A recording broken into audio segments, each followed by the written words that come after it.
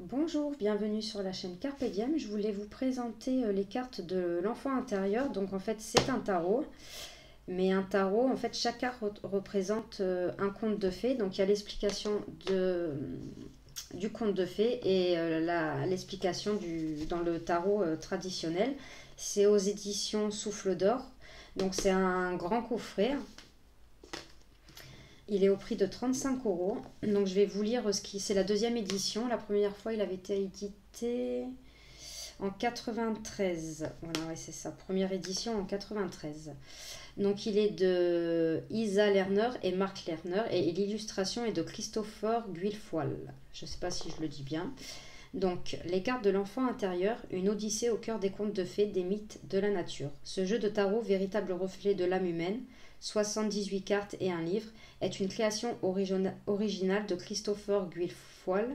Il correspond aux images de notre enfance, véritable trésor de beauté et d'imagination.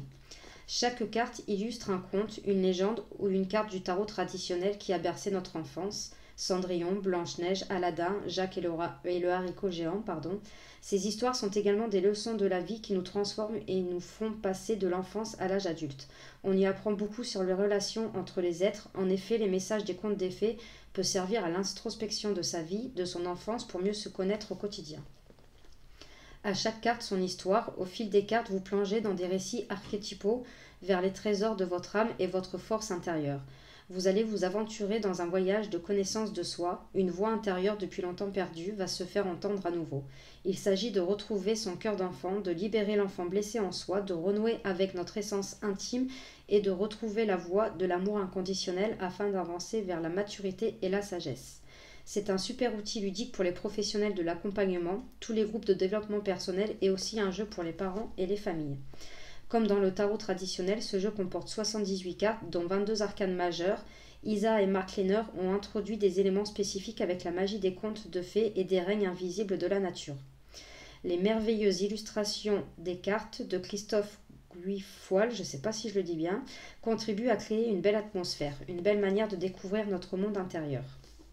Donc je vais vous lire un petit peu quand même par rapport aux personnes qui ont créé ce tarot. Donc Isa et Mark Lehner sont à l'origine des astrologues passionnés de tarot de la symbolique des contes de fées. Ils se sont rencontrés à la fondation Findorn en Écosse en 1977. C'est là qu'ils ont commencé à travailler ensemble sur les archétypes du tarot. Leur expérience à Findorn a nourri leur cheminement personnel sur une période de plusieurs années, aboutissant à la naissance des cartes de l'enfant intérieur qui a été publiée pour la première fois en 1993. Donc c'est une boîte rigide. Donc l'intérieur est comme ceci. Donc il n'y a pas de pochon. Donc par contre ça je trouve ça dommage. Il va falloir que j'en trouve un parce qu'en plus ce sont des très grandes cartes. Donc bien sûr les cartes arrivent avec un plastique. Ils n'arrivent pas comme ça. Hop. Donc la boîte est toute simple. À l'intérieur elle est blanche. On a un livre. Un gros livre. Donc j'ai pas fini de le lire, comme vous voyez, j'ai mis le marque-page parce qu'il y a une très grande introduction, il y a beaucoup d'explications avant d'arriver aux cartes. On a beaucoup de tirages aussi. Hop, voilà, là on a tout ça d'introduction, d'explication, de tirage avant d'arriver aux significations des cartes. Donc voilà. Donc les cartes, là j'ai une carte de tarot. Donc voilà la grandeur des cartes. Alors les cartes sont souples, mais je pense qu'elles sont solides. Je n'aime pas le dos des cartes. J'aurais aimé qu'il y ait un dessin. C'est dommage. Donc les tranches sont neutres. Donc le dos des cartes va comme ceci. Je vais vous parler, on va regarder un petit peu le livre. Donc je peux pas non plus, on va survoler parce que j'ai pas fini de le lire. Donc je pense qu'avant d'utiliser ce jeu, il faut vraiment le lire. Donc en fait, elle explique, donc dans l'introduction, elle explique l'histoire du tarot. Voilà. Après, elle explique, elle, ce qu'elle en a fait pour ce jeu et pourquoi. Vous voyez, vous avez une grande introduction. Et là, oui, voilà, j'avais mis un petit post-it parce que je voulais vous lire un petit passage pour que vous compreniez un petit peu. Donc là, on va prendre un exemple.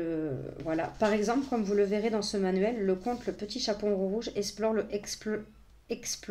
processus d'individuation et la quête d'une liberté toujours plus grande. Le Petit Chaperon Rouge est l'un des rares héros de contes de fées à avoir une mère aimante qui veille tendrement sur elle. Hop, je vais relever un peu. Hop. Sur elle, sa cape rouge légendaire symbolise son désir inné de s'éveiller à la grande sagesse de l'univers. Elle doit rencontrer le loup, symbole de l'ombre de son passé, de ses peurs, de son côté obscur, et surmonter l'épreuve qui lui impose lorsqu'il essaie de la tromper et de dévorer sa sagesse latente. Car telle est bien la part d'elle-même qui doit être reconnue et amenée à la conscience. Le petit chaperon rouge fait route vers la maison de sa grand-mère, foyer de transformation ancestrale où elle découvre que les apparences peuvent être trompeuses. Le loup se faisait passer pour son aïeul.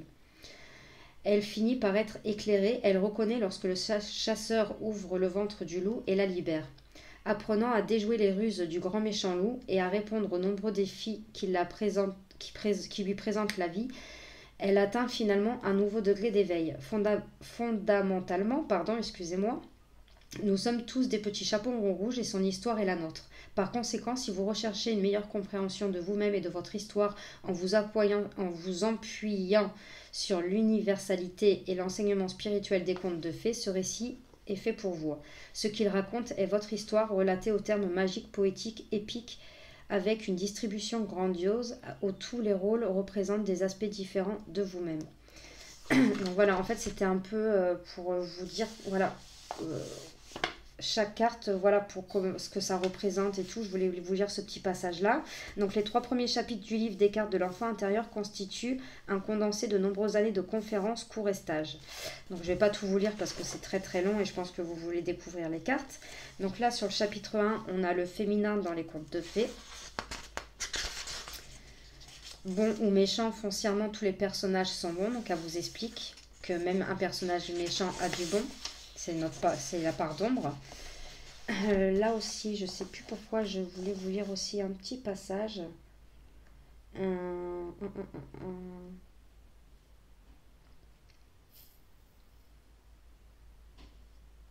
Bon, je sais plus, j'avais mis ça pour vous lire un passage, mais bon, je ne vais pas m'éterniser sur le livre. Il faut vraiment le lire de toute façon pour moi avant d'utiliser ce jeu. Donc là, on a chaque personnage représente un aspect différent de notre psyché en quête de plénitude grâce au mariage alchimique. On a vraiment plein de choses. Hein.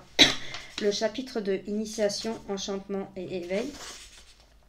L'initiation face alchimique du passage au noir. Là, on a l'enchantement face alchimique au passage au blanc. L'éveil, phase alchimique du passage au jaune et au rouge. Donc franchement, si vous comptez acquérir ce tarot, je vous conseille vivement de lire vraiment toute l'introduction, les explications et tout. Donc là, j'ai pas fini, hein, vous avez vu, j'ai mis mon petit marque-page. Donc chapitre 3, archétype de l'âme et empreinte karmique. Donc il est vraiment complet et vraiment très intéressant. Les contes de fées libèrent l'âme. On a les empreintes karmiques. Vous voyez, hein, il y a pas mal de choses à lire. Hein. Le symbolisme des contes de fées régénère l'âme. Voilà, chapitre 4, on a les contes de fées et arcanes majeures, un même enseignement séculaire. Tarot et contes de fées, des branches de l'arbre de la connaissance éternelle. On a les arcanes majeures, un voyage de transformation cyclique. Le chapitre 5, miroir de l'humanité. Vous voyez, hein, il y a vraiment plein de choses. Hein. Les arcanes majeures, le voyage de l'âme. Les figures des miroirs magiques. Donc ça vous explique vraiment tout. Hein. Les arcanes majeures, les personnages de cours, les cartes numérotées, les rencontres de tous les jours. Donc voilà, elle explique que vraiment les chiffres sont vraiment très très importants aussi. Donc valeur de base des nombres. Donc je vous laisse mettre pause si vous voulez regarder. Le chapitre 6, donc là on arrive aux différents tirages. On a le puits au vœu, donc il y a un très grand tirage. Le tirage au coin de la rue. On a le tirage de l'enfant. Le tirage arc-en-ciel. on a le tirage de la marelle. Donc, vous voyez, c'est sympa, il y a plein de tirages. Voilà, la couronne spirituelle, déploiement mental, développement émotionnel, évolution physique, l'étoile dynamique, celle-ci. On a le tirage de la renaissance. Hop. Tirage de l'archétype. La route pavée d'or.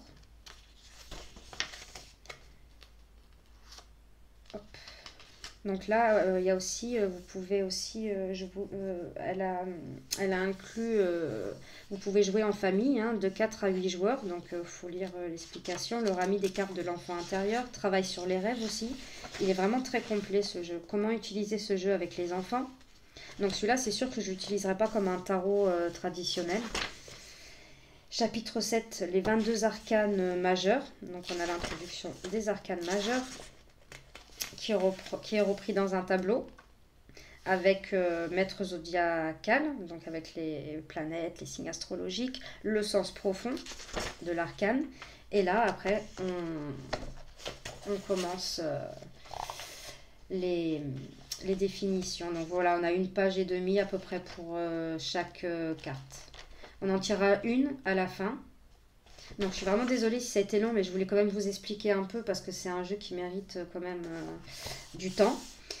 Donc voilà, on va passer à la présentation des cartes. Hop, donc là, le fou qui est représenté par le petit chaperon rouge. Aladdin et la lampe magique. Le magicien. La marraine fée, la grande prêtresse. Donc je ne vais pas vous dire à chaque fois, je vais vous lire que le titre du conte. La merlonne. Les habits neufs de l'empereur. Donc par contre, je trouve que les illustrations, elles sont super belles. Le magicien. Et le seul truc que je trouve dommage, ouais, le dos des cartes, j'adore le violet, mais je trouve que ça va pas avec, avec les illustrations. Hansel et Gretel. Peter Pan. La Belle et la Bête. Blanche-Neige. Après, c'est que mon avis, bien sûr. Alice au Pays des Merveilles. Donc, vous voyez, on retrouve pas mal de contes. Hein. Le vœu de Midas. Jack et le haricot géant. La Belle au bois dormant, donc qui représente la mort. L'ange gardien. Le grand méchant loup. Donc le diable. Rapunzel. L'étoile filante. J'espère que je ne vais pas trop vite. Cendrillon. La route pavée d'or. Les trois petits cochons. L'enfant de la terre. Donc là, on arrive dans l'as de baguette. Donc je suppose que c'est les bâtons. Donc l'as de baguette. Le 2. Le 3.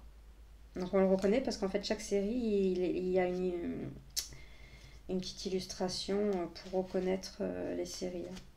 Donc là, c'est les bâtons. Le 4. Le 5. Le 6. Le 7. Le 8. Le 9. Le 10 de baguette. Donc là, les personnages de cours, le nom a été changé. Donc là, on a l'enfant des baguettes, le chercheur de baguettes, le guide de baguettes, gardien des baguettes. Donc là, on passe à la série des épées. Donc là, on voit bien l'épée représentée. Donc celui-là, c'est vrai que je m'en servirais vraiment tirage d'une carte par jour. Parce que bon, dans chaque compte, il y a une morale.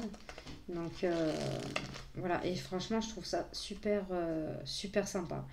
Donc on a l'as d'épée, le 2 d'épée. Donc bah là, ils ont laissé le nom des épées. Le 3. Donc, vous voyez, c'est doux, hein, on n'a pas le cœur percé, on n'a pas le 4. Le 5. Le 6. Le 7. Le 8. Le 9. Le 10. L'enfant d'épée. Elles sont super belles, les illustrations. le chercheur des épées, le guide des épées, le gardien des épées. Donc là, on va passer à la série des coupes du cœur, donc là qui est représenté dans le petit rond en haut. Donc l'as de cœur, le 2,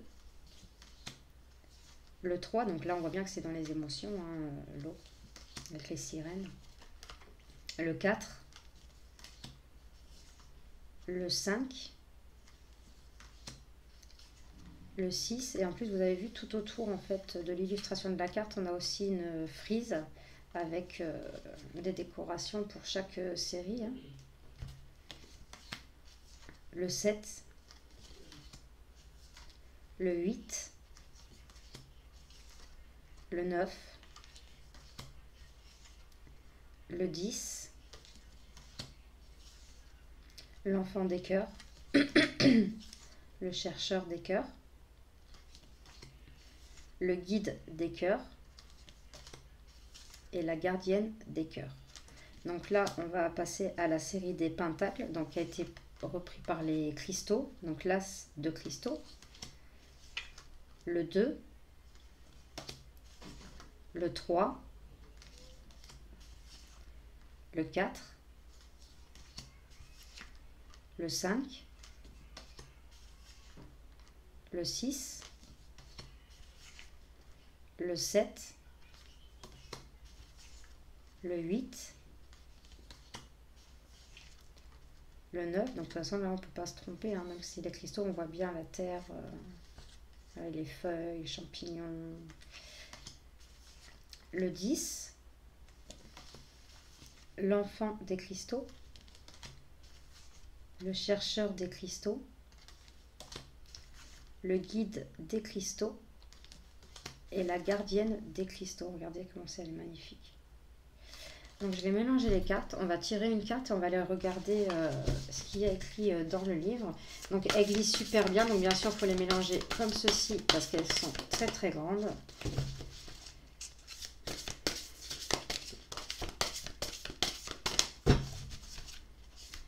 On arrive quand même à les mélanger, mais bon, c'est vrai que moi j'ai des toutes petites mains. Bon, on va aller en chercher une.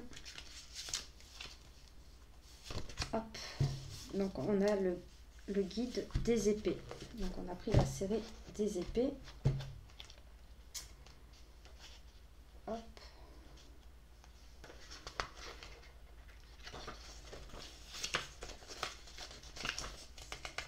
Ah là, je vais y arriver. Voilà le guide des épées. Je pense qu'il doit représenter la reine. Bon bah là, ils ont repris Robin des Bois. Donc, carte de l'enfant intérieur. Dans les cartes de l'enfant intérieur, nous avons remplacé la reine par une figure masculine qui toutefois, je vais vous mettre la carte à côté, je suis désolée, hop.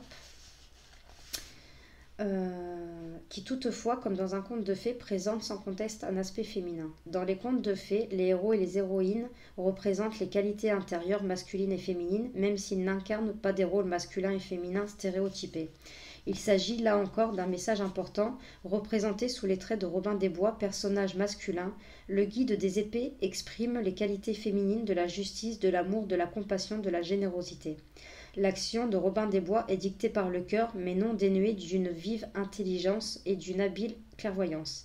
Comme la reine d'épée, Robin des Bois a fait fusionner un cœur bienveillant et un esprit acéré. Donc dans le tarot traditionnel, cette carte est la reine, figure féminine qui introduit le registre de l'émotion dans la série des épées. Elle aide à cesser de se réfugier derrière les vieux masques et dogmes rationnels qui empêchent de connaître la véritable source de la sagesse enfouie sous les constructions mentales. La force intellectuelle de la reine s'associe à de profondes visions appartenant au monde des émotions. Incarnant la compassion et la vérité, elle invite à mettre les objectifs et les ambitions à l'unisson des passions du cœur. Les questions, donc voilà, on a aussi des questions à se poser. Comment puis-je rester plus fidèle à moi-même en actes et en paroles? Je possède la faculté de comprendre les besoins des autres et de bien communiquer avec eux. Comment puis-je utiliser au mieux ce talent? Est-ce que j'utilise ma perception intuitive pour venir en aide aux autres? Donc voilà, ça c'était pour le guide des épées. J'aurais bien aimé, mais après la vidéo, elle va vous paraître peut-être trop longue. J'aurais bien aimé vous lire une carte majeure, mais c'est vrai que voilà, c'est un peu plus long. C'est beaucoup plus long. Je vais quand même en prendre une. Comme ça. Après, si vous trouvez que la vidéo elle est trop longue, bah stoppez là une fois que vous avez regardé les illustrations des cartes. Mais je trouve important. Bon, admettons, on va prendre celle de Cendrillon, on va voir. Donc, Cendrillon. Hop, ça c'est la Belle au bois dormant. Je suis désolée pour ceux qui vont trouver la vidéo longue, mais je trouve que... Voilà, Cendrillon. Donc, ouais, il y a pas mal à lire. Donc, on va essayer de faire vite, parce qu'après, la vidéo va être trop longue. Donc, Cendrillon, la lune. Rentré chez lui, le père donna à Cendrillon le rameau noisetier. Elle le remercia et alla immédiatement le planter sur la tombe de sa mère et pleura si fort que ses larmes tombèrent dessus et l'arrosèrent. Le rameau grandit et devint un bel arbre. Et 3 fois par jour, Cendrillon allait pleurer et prier sous son arbre. Donc, conte de Grimm de 1891. Donc, les mots-clés, on a expansion de la conscience, sentiment d'abandon, force instinctuelle, émotion et sentiments fluctuants et passé karmique. Conte de fées. Dans le conte initial, Cendrillon est la fille d'un homme riche. Sa mère bien-aimée vient à mourir et le père se remarie avec une femme nantie de 2 filles jalouses et mesquines. Le père étant souvent absent, la belle-mère dirige la maison. Cendrillon est dépouillée de ses beaux habits et devient la servante du logis. Elle dort dans la cuisine, dans les cendres et doit porter un sarrau gris et des sabots de bois. Un jour, alors que le père de Cendrillon s'apprête à partir à la foire, il demande à ses filles ce qu'il doit leur apporter. La belle-fille demande des bijoux et de beaux habits, tandis que Cendrillon demande le premier rameau qui, sur le chemin du retour, heurtera son chapeau. C'est ainsi qu'il rapportera à Cendrillon une branche de noisetier que la jeune fille plante sur la tombe de sa mère. Le noisetier est symbole de protection représentant le fil spirituel qui ne peut être détruit par l'ignorance et la noirceur. Les années passent et le rameau de noisetier devient un arbre magnifique sur lequel viennent se poser tous les oiseaux du monde. Ce rameau symbolise la force de vie qui relie Cendrillon à ses origines, à sa mère, à la cabale, à l'arbre de vie et à son esprit, les oiseaux. Cendrillon se rend chaque jour sur la tombe de sa mère et pleure, partageant ainsi, par ses larmes qui arrosent le noisetier, son chagrin et ses sentiments les plus profonds avec sa mère. Le prince du pays annonce qu'il va donner 3 grands bals. Pour empêcher Cendrillon de s'y rendre, la méchante belle-mère commence par lui assigner les tâches difficiles qui demandent de longues heures de travail, qui refusent de lui donner une robe de bal. Accablé et à bout de force, Cendrillon court sur la tombe de sa mère et pleure. Mais soudain, les oiseaux, qui sont ses aides angéliques, déposent devant elle une magnifique toilette et des pantoufles de verre. En aisance, ce sont là des présents offert à Cendrillon par sa mère et par l'arbre de vie. Cendrillon peut ainsi aller au bal où elle danse avec le prince aux 12 coups de minuit. Lors du dernier bal, Cendrillon s'enfuit comme elle l'avait déjà fait les 2 premières fois, mais perd l'une de ses pantoufles de verre. Le prince part sillonner tout le royaume pour trouver celle dont le pied pourra entrer dans le soulier. Lorsque vient le tour de Cendrillon d'essayer la pantoufle, celle-ci lui va à la perfection. Ils se marient et vivent heureux jusqu'à la fin de leur jour. Cette fin heureuse nous dit que l'âme, Cendrillon, et l'esprit, le prince, forment toujours un couple dont la réunion est vérité cosmique lorsque l'existence terrestre est parvenue à son terme. Quand cette carte apparaît dans votre tirage, explorez les sentiments profonds que suscite en vous le passé, le foyer, la mer, les mystères de la vie et la sagesse. Les 4, déesses de la lune dans l'Antiquité. Reconnaissez l'importance du deuil, de l'affliction et de l'humilité, car bien souvent ce sont eux qui nous ouvrent les portes d'une joie profonde et du rayonnement du cœur. Penchez-vous sur vous-même, laissez couler les larmes qui vous viennent, car ce sont les eaux de la vie. Le protecteur invisible de l'enfant n'est pas la mère physique extérieure, mais la mère ou mère intérieure guérie qui se révèle lorsque l'âme a été nettoyée et purifiée. L'histoire de Cendrillon nous enseigne les vertus du service. Au début du conte, Cendrillon nous montre que nous devons accepter les pertes et le chagrin qui en découlent. Notre vie doit être arrosée par notre foi. Sur le plan archétypal, Cendrillon est liée à la lune. Comme pour beaucoup d'autres héroïnes de contes de fées, le cordon ombilical qui la relie au passé est coupé dès le début de l'histoire. Libérée du passé, Cendrillon peut guérir ses empreintes karmiques. Ses demi-sœurs sont toujours très attachées au monde matériel. On ne leur a pas encore permis de s'engager sur la voie de la transformation. Tout comme la marâtre, elle fait partie de la force obscure, mais c'est grâce à elle que Cendrillon peut remplir ses tâches et s'initier à un nouveau degré de conscience. Car la carte de la lune est gouvernée par le signe zodiacal des poissons, qui lui-même régit les pieds. Au fur et à mesure que Cendrillon évolue, ses pieds, ses points d'appui, donc une nouvelle compréhension, sont différemment chaussés lorsqu'elle est toujours plongée dans son chagrin, cheminant au travers de son passé karmique. Elle est chaussée de petits sabots de bois. Elle appartient toujours au plan terrestre et n'a pas atteint la maturité spirituelle. À la fin du compte, ce seront des pantoufles de verre ou de cristal, donc, ou selon les versions de verre ou d'or. Plus la compréhension de Cendrillon s'affine, plus elle devient aimante et plus elle s'engage dans sa nouvelle vie. Donc voilà, donc le tarot traditionnel, bon bah vous savez. Et là, les questions. Qu'est-ce que je prends le temps d'arroser mon arbre de vie? Suis-je à l'écoute de mes véritables besoins et émotions? Quelles sont les empreintes karmiques qui m'ont permis de grandir le plus au cours de cette vie? Est-ce que je laisse mes guides spirituels m'aider dans les épreuves qui m'envoient mon âme? Et donc dans les affirmations, on a je sais que le véritable sens du sacrifice, c'est rendre la vie sacrée. Ma vie est sacrée, j'accomplis les tâches imposées par ma destinée. Je suis en paix avec mon image, intérieure ou extérieure, de la mer. Je réponds à mes besoins les plus authentiques et le ciel m'accorde une récompense éternelle. Mes larmes arroseront mon âme, fertilisant ma vie intérieure. Donc voilà pour les cartes de l'enfant intérieur. Je suis vraiment désolée si la vidéo a été longue, mais je tenais vraiment à faire quand même une présentation plus approfondie pour ce tarot. Donc mettez-moi des commentaires s'il vous plaît de ce que vous en avez pensé, ce que vous ressentez et ce qui serait susceptible de vous intéresser. Donc mettez des commentaires, mettez un petit pouce, n'hésitez pas à liker et n'hésitez pas à vous abonner. Moi je vous fais de gros bisous et je vous dis à de prochaines vidéos. Merci.